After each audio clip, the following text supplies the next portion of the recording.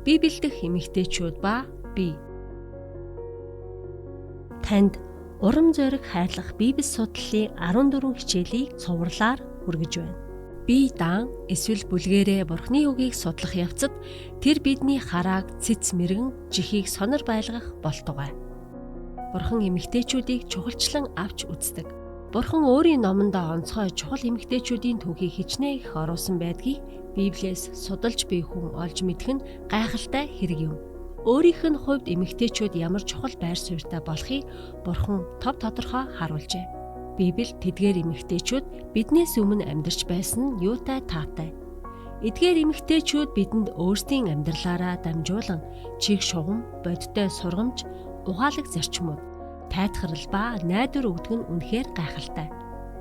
Библи дэх эмэгтэйчүүд ба би хэмээх энэхүү тохимолд гарах эмэгтэйчүүд нь танд зовлон зүдгүүрээ даван туулж ганцаардахгүй байхад туслах болно.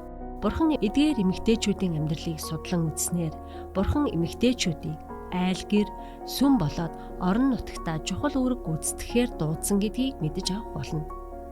Өнөөдрийн эмэгтэй нэг бүр гэр орон, сүм, орон нутагтаа ивэл болох дуудлагыг Бурханаас авсан юм.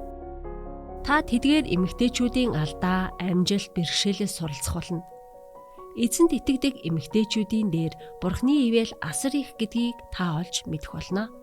Библи эдгээр эмэгтэйчүүдийн түүхээр дамжуулан Бурхан тантай адил эмэгтэйчүүдэд үгээ хэлхийг хүсэж байна. Эдгээр хичээлээр дамжуулан Бурхан таныг хэрхэн үнэлж ач холбогдол өгдгийг мэдэх болтугай хэмээн бид залбирч байна. Та түүний дуудлагыг хүлээн авч итгэлээр дагах болтугай.